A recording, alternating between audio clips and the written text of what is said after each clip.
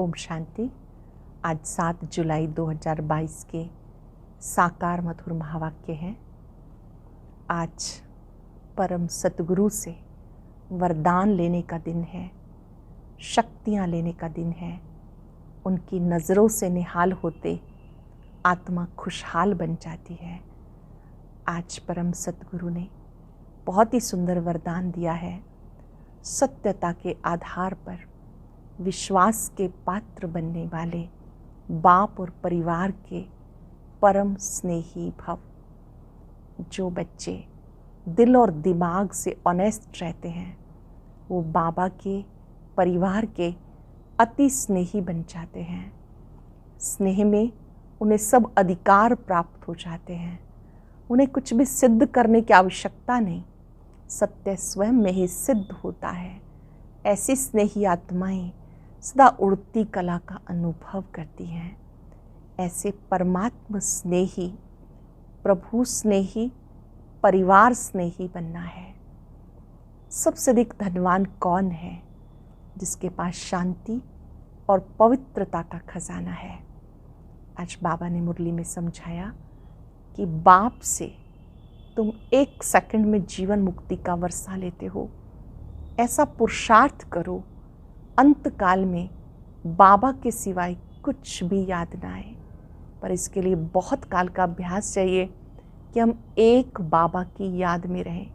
बाबा ने कहा भले घर में रहो, कार्य करो, लेकिन मुझे याद करो। जो बच्चे घर गृहस्थ में रहते मुझे याद करते हैं, परम पिता को भूलते नहीं, वो बहुत ऊंच पद पाते हैं। बाबा ही बाप, टीचर, सतगुरु है।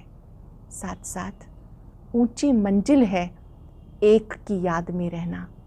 अपनी अवस्था को कभी भी डामाडोल नहीं होने देना। जिनमें निश्चय कमज़ोर है, पूरा निश्चय बुद्धि नहीं, उनकी अवस्था डामाडोल हो जाती है। बहुत ऊंची मंजिल है, इसलिए 1-2 को बाबा की याद दिलाते ऊंच पद पाना है। एक दूसरे की मदद करनी है बाबा को याद करने में। कई बच्चे कहते हैं बाबा माया के तूफान बहुत आते हैं। बाबा कहते तुम कर्म योगी हो, तुम्हें याद का अभ्यास बढ़ाते जाना है। माया के तूफानों से डरना नहीं। जब आप स्वर्ग में होते हैं वहाँ कोई बीमारी नहीं होती। कैंसर आदि रोग भी यहाँ पर है, वहाँ पर तो सब निरोगी होते हैं। बाबा आते हैं, ज्ञान का कलश माताओं को देते हैं और एक मंत्र देते हैं, मन मना भव। जो एक की याद में रहते हैं वो आत्मा पावन बन जाती है। आज पूरा दिन वरद हस्त अपने पे अनुभव करेंगे, मैं परमात्म स्नेही आत्मा हूँ।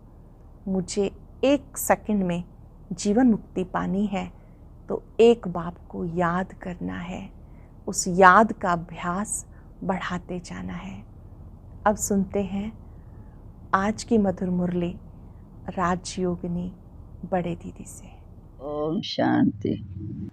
बाबा कहते मीठे बच्चे, 21 जन्मों के लिए रावण की जंजीरों से लिबरेट होना है तो बाप की श्रीमत पर चलो। बाप आते ही हैं तुम्हें सब दुखों से लिबरेट करने। प्रश्न है, सबसे भारी मंजिल कौन सी है जिसका पुरुषार्थ बहुत काल से चाहिए? सबसे भारी मंजिल कौन सी है जिसका पुरुषार्थ बहुत समय से चाहिए? अंतकालिक बाप की याद रहे और कोई याद ना आए, ये बहुत भारी मंजिल है। अगर कोई याद आया फिर इसी दुनिया में जन्म लेना पड़ेगा। इसलिए बहुत काल से शिव बाबा की याद में रहने का अभ्यास करो। दूसरा प्रश्न है, कई बच्चों की अवस्था चलते चलते डामाडोल क्यों हो जाती है? क्योंकि पक्का निश्चय नहीं है।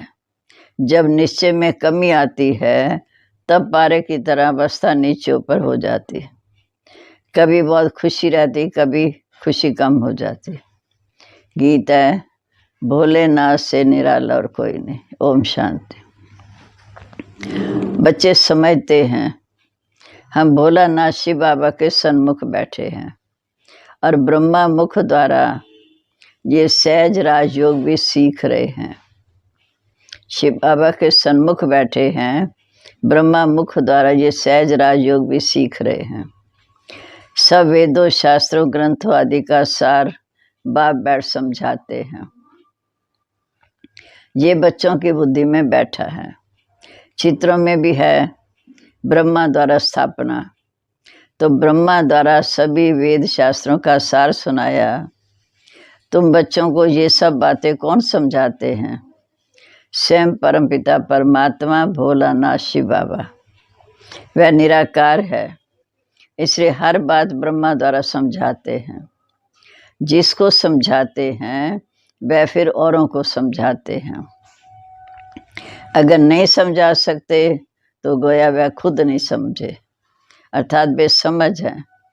बेसमझ को समझाया जाता है। तुम भारतवासियों ने वर्षा लिया था, सतयुगी स्वराज्य था, फिर रावण राज्य होने से वर्षा गवा दिया। रावण राज्य के कारण तुम पति बेसमझ बन गए। तुम समझते हो कल पहले भी बाप ने हमको समझदार बनाया था। हम विश्व के मालिक बने थे, अभी हम माया के गुलाम बन गए। 5 विकारों की जंजीरों में हम बंधे हुए हैं और हम बच्चे विश्व के मालिक थे, अभी हम माया के गुलाम बन पड़े। 5 विकारों की जंजीरों में हम बंधे हुए हैं और शोक वाटिका में हैं। बराबर रावण का राज्य सारे विश्व पर है। भारतवासी खास, सारी दुनिया आम, सब रावण की जंजीरों में बंधे हुए हैं। इसलिए जो कुछ करते हैं रॉन्ग करते हैं। बाप आकर सब बातें राइट बताते हैं, इसलिए परमपिता परमात्मा को राइटिस कहते हैं। रावण को अनराइटिस कहेंगे।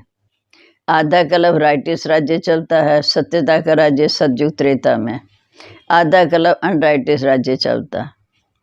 तुम बच्चे जानते हो, ज्ञान सागर परमपिता परमात्मा शिव हमें समझा रहे हैं ब्रह्मा द्वारा।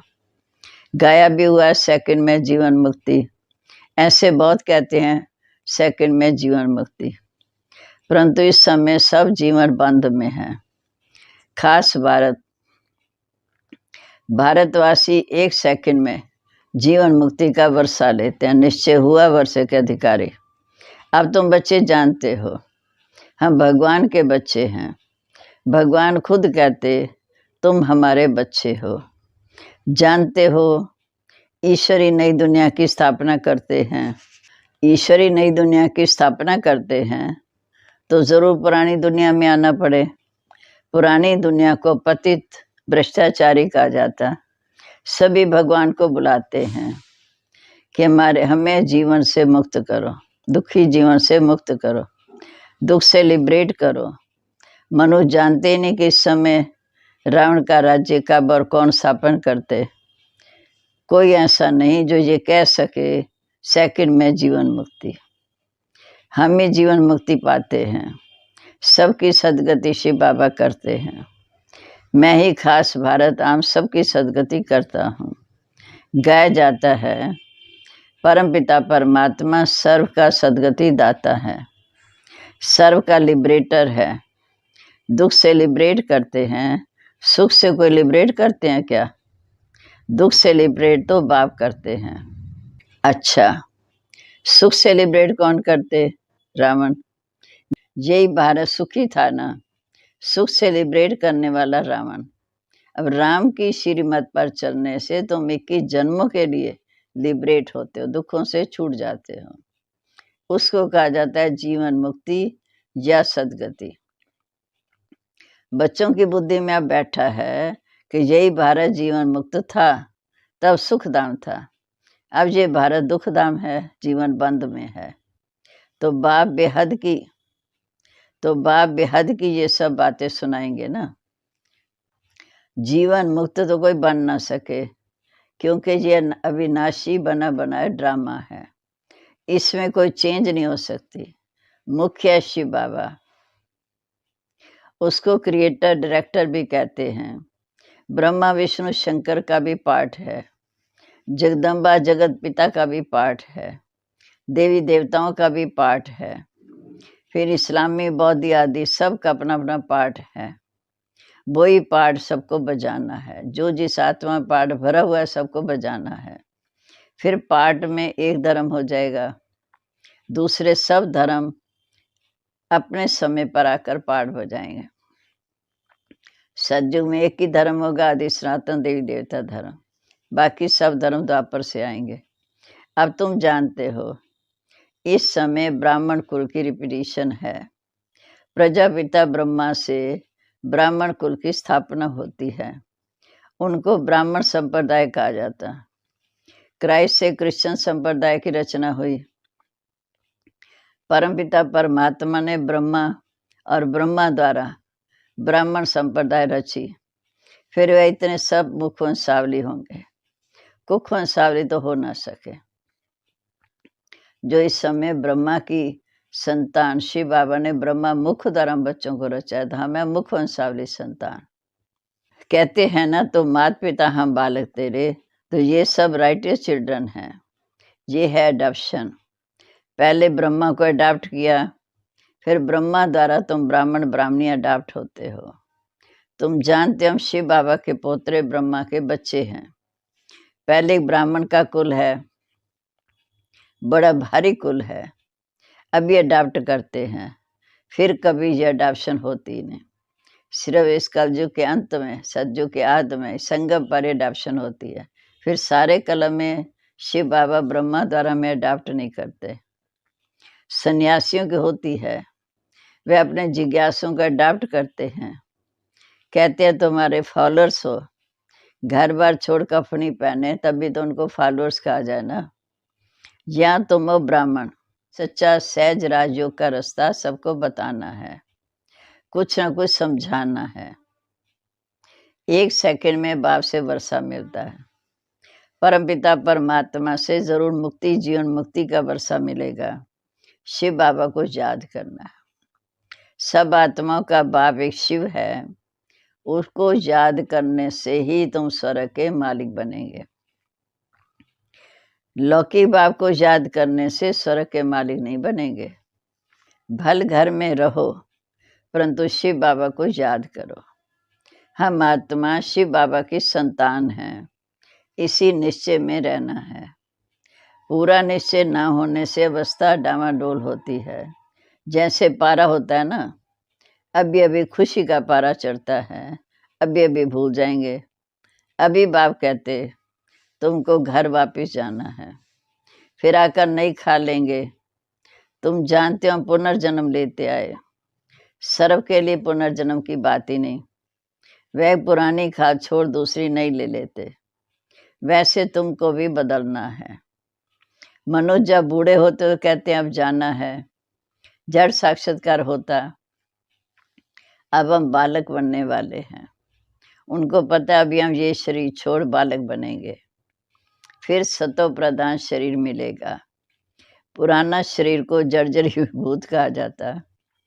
दुनिया भी पहले नहीं होती, फिर धीरे धीरे कला कम हो जाती। इसलिए 4 भाग रखे हैं, सतयुग, त्रेता, द्वापर, कलयुग। कहते हैं कलप की आयु तो बहुत बड़ी है, कलप में 84 लाख योनियां लेनी पड़े। तुमने तो कलप को छोटा कर दिया, हम तो कहते 5000 वर्ष का।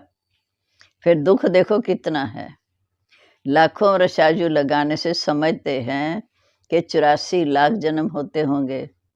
ये सब बातें बाप बैठ समझाते हैं, ये कभी भूलना नहीं चाहिए।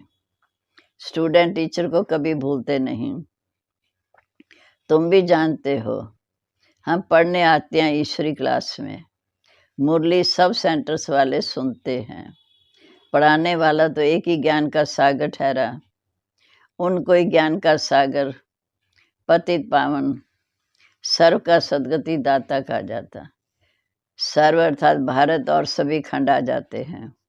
इस समय तुम ईश्वरी संतान, तुम ईश्वर द्वारा जितना पढ़ेंगे उतना ऊंच पद पाएंगे। पढ़ाई भी बड़ी सहज है, सिर्फ 2 अक्षर याद करने हैं। तुम कोई को भी कह सकते हो कि परम पिता परमात्मा बेहद के बाप को याद करो, तो तुम्हें स्वर्ग में बेहद का सुख मिलेगा। बस एक बाप को याद करो। बाप कहते, बच्चे मंजिल बहुत भारी है, सावधानी से सीढ़ी पर संभल कर चढ़ना है, एक दो को सावधान करते रहना है, शिव बाबा को याद करते रहो।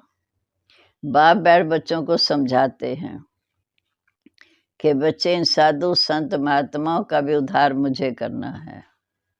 तुम माताओं के द्वारा माता को निमित्त रखा है, जगत अम्बा मुख्य है, उनका देखो कितना प्रभाव है। ब्रह्मा का इतना नहीं, सिर्फ पुष्कर में मंदिर है, वहां पर बहुत करके पुरुष ही जाते हैं। अम्बा का बहुत मान है, जहाँ तहाँ देवियों के मंदिर पर बहुत मेले लगते हैं। गुरुओं की मत पर चलते चलते बहुत धक्के खाते आए, फायदा क्या हुआ? उतरती कला होने से भारत को पतित बनना ही है, क्योंकि नीचे उतरना ही है, वापिस कोई जा नहीं सकता। तुम समझ गए हो, जो भी मनुष्य मात्र हैं सब पतित हैं। इस दुनिया में मनुष्यों को कितना दुख है, कदम कदम पर दुख बढ़ता जाता है। तुम बच्चे समझते हो, बाहर तो बिल्कुल बेसमझ है, जो बाप को जानते ही नहीं। कहते भी हैं, तो मात पिता हम बालक तेरे, तुम्हारी कृपा सुख गने रे। जरूर वह स्वर्ग रचने वाला है, जो होकर जाते हैं फिर उनका गायन चलता है। अब तुम जानते हो कि फिर से स्वर्ग की स्थापना हो रही है। जब स्वर्ग था तो कोई और नहीं था, अब दूसरे सब धर्म हैं, परंतु आदि सनातन देवी देवता धर्म नहीं है। अब वह जो आदि सनातन देवी देवता धर्म था अब नहीं है, उसकी फिर से स्थापना हो रही है। आधा कल्प तक एक ही धर्म रहेगा, दूसरा कोई धर्म नहीं होगा। आधा कल्प सूर्यवंशी चंद्रवंशी स्वराज्य, ये है तुम्हारा ईश्वरीय जन्म सिद्ध अधिकार। हेमनली गॉड फादर बर्थ राइट, ईश्वरी वर्षा तुम्हारा जन्म सिद्ध अधिकार है। हम अपने स्वर्ग की स्थापना कर रहे हैं, राज्य करने के लिए लायक बन रहे हैं। वही हमको पढ़ाते हैं, लायक बनाते हैं, रोज रोज समझाते हैं पक्का करने के लिए। समझाते हैं, बच्चे माया तुम्हें याद करने नहीं देगी, तुम कितनी भी कोशिश करो। बाबा को याद करने के लिए युद्ध चलती है ना। बाप बैठ सत्य मार्ग बताते हैं कि क्या करो, क्योंकि तुम हो कर्म योगी। वहाँ होती है सुखदायी संतान, क्योंकि सुखधाम है, वहाँ कोई ऐसी चीज होती नहीं जिससे दुख हो या मैलापन हो। यहाँ देखो कितना दुख है, कितनी बीमारियां आदि कैसी गंदी निकलती हैं। आगे थोड़ी थी, कैंसर की बीमारी का कभी नाम भी नहीं सुना था। स्वर्ग में कोई बीमारी होती नहीं। ये भी ड्रामा बना हुआ है। स्वर्ग में कितनी सुंदर गायें होती है। कहते हैं कृष्ण के पास ऐसी ऐसी अच्छी गायें थी, उनको भी ग्वाला बना दिया। कृष्ण कोई ग्वाला थोड़ी था। तुम कहेंगे शिव बाबा ने ये चेतन ह्यूमन गायें चलाई हैं, मानो जो माताओं का कल्याण किया। ज्ञान घास खिलाते हैं, ज्ञान का कलश माताओं पर रखा है। बाबा कहते, अब मैं जो सुनाता हूँ वह सुनो। पहली बात, मन मना भाव। मुझे याद करो तो तुम्हारे विकर्म विनाश होंगे, ये है बहुत सहज उपाय। मुझे याद करो तो तुम्हारे विकर्म विनाश होंगे, ये है बहुत सहज उपाय। अच्छा, मीठे मीठे सिक्के लदे बच्चों प्रीत, माता पिता बाप दादा का याद प्यार, गुड मॉर्निंग। रूहानी बाप की रूहानी बच्चों को नमस्ते। हम रूहानी बच्चों की रूहानी बाप दादा को नमस्ते। नमस्ते बाबा, गुड मॉर्निंग। शुक्रिया बाबा, शुक्रिया। अब धारणा के लिए मुख्य सार। बाप की श्रीमत पर सबको रावण की जंजीरों से मुक्त कर जीवन मुक्ति का वर्षा दिलाने की सेवा करनी है। बाप की श्रीमत पर सबको रावण की जंजीरों से मुक्त कर जीवन मुक्ति का वर्षा दिलाने की सेवा करनी है। दूसरा, एक बाप से ही सुनना है, बाकी जो सुना उसे भूल जाना है। मंजिल भारी है, इसलिए एक दो को सावधान करते बाप की याद दिलाते उन्नति को पाना है। अब आज का वरदान। सत्यता की हिम्मत से विश्वास का पात्र बनने वाले, सत्यता की हिम्मत से विश्वास का पात्र बनने वाले बाप व परिवार के स्नेही भाव। विश्वास की नाव सत्यता है, दिल और दिमाग की ऑनेस्टी है, जो उसके ऊपर बाप का परिवार का स्वतः ही दिल से प्यार और विश्वास होता है। विश्वास के कारण फुल अधिकार उसको देते हैं, वह स्वतः ही सबके स्नेही बन जाते। सत्यता की हिम्मत से विश्वास पात्र बनो। सत्य को सिद्ध नहीं करो, लेकिन सिद्धि स्वरूप बन जाओ तो तीव्र गति से आगे बढ़ते रहेंगे। स्लोगन है, सबसे अधिक धनवान वो है जिसके पास शांति व पवित्रता का खजाना है। सबसे अधिक धनवान वो है जिसके पास शांति व पवित्रता का खजाना है। और अब सुनते हैं आज का अव्यक्त ज्ञान मोती। ये एक बहुत संस्कारितापूर्ण वीडियो है, जरूर देखें, कोई भी मिस ना करे।